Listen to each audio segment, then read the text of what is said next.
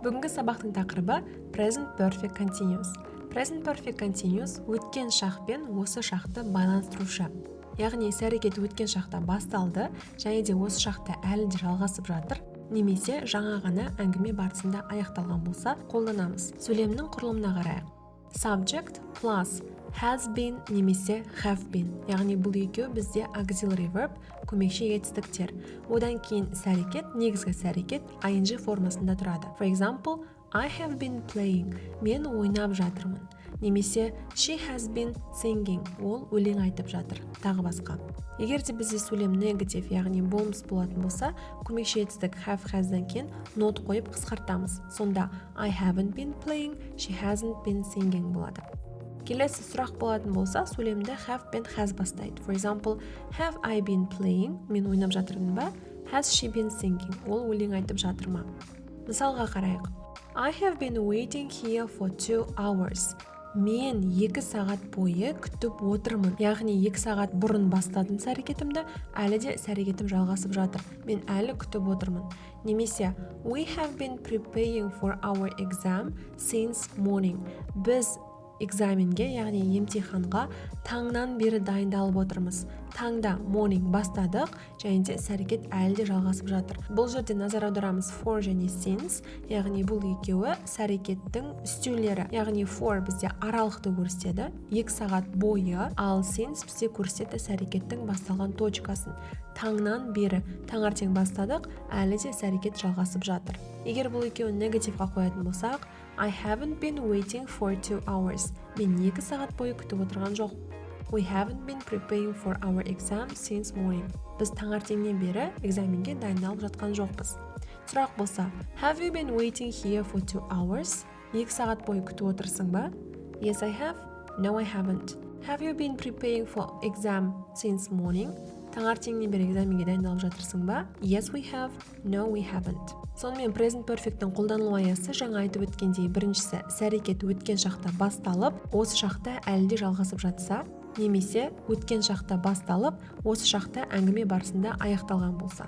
For example, бөлмеге адам кіріп келді, көріп тұрсыз, ентігіп тұрсыз, сұрайсыз, have you been running? Сен жүгіріп келдің ба? То есть іс-әрекет оның жаңа бітіп тұр.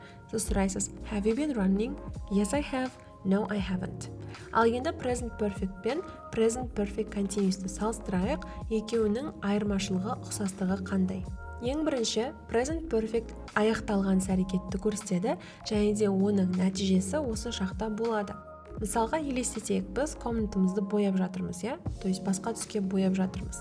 Егер де біз іс-әрекетті аяқталған және нәтижесімен көрсететін болсақ, present perfect'ті қолданамыз, ал егер де іс-әрекет бұрын басталып, біз әлі де бояп жатырмыз деп айтатын болсақ, present perfect continuous'ты қолданамыз. For example, I have painted my room for 2 hours.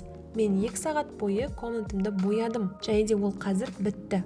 I have painted.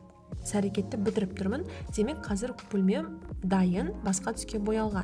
Ал егер де I have been painting my room for 2 hours деп айтатын болсақ, онда мен 2 сағат бойы бөлмемді әлі бояп жатырмын. Іс-әрекетім аяқталмаған.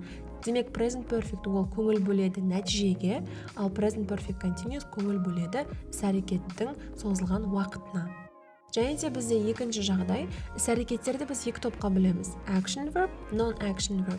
Action дегеніміз іс-әрекет жасалынады, мысалға to sleep, to go, to speak деген кезде біз физикалық тұрғыда іс-әрекет жасаймыз. Ал non-action немесе stative verb деп атаймыз, бұларда бізде іс-әрекет жоқ. Яғни мысалға мен to think, мен ойлаймын, или to like, мен ұнатамын дегенде, бұл бізде, яғни физикалық тұрғыда емес, ментальды тұрғыда жасалынатын іс-әрекеттер. Оның біздің жаңағы сезіміміз, біздің ойымыздағы нәрселер айтқан кезде, осы non-action етістіктерін қолданамыз. Енді non-action етістіктер ing формасында ешқашан қолданылмайды. Яғни олар тек қана present perfect continuous емес, жалпы continuous-тарда жүрмейді, тек қана simple мен perfect-тарда қолданылады. Сол үшін, егер де сіздің басты етістігіңіз to know, to understand, to want болса, оларды біз present perfect айтамыз. For example, we have known her for a long time. Біз оны көптен бері білеміз. Менің білетіндігім бұрын басталды, және мен әлі де ол адамды білемін, алайда бұл жерде know етістігі non-action болғандықтан, мен оны present perfect пен қолданамын. I have known you for a long time. Екіншісі, I have wanted to learn Spanish since my childhood. Бұл жерде мен балалық кезімнен бері испан тілін оқығым келіп жүр. Яғни бала кезімде қалап бастадым, әлі де қалап жүрмін. Дегенмен want етістігі non-action болғандықтан, мен оны present perfectте ғана қолданамын.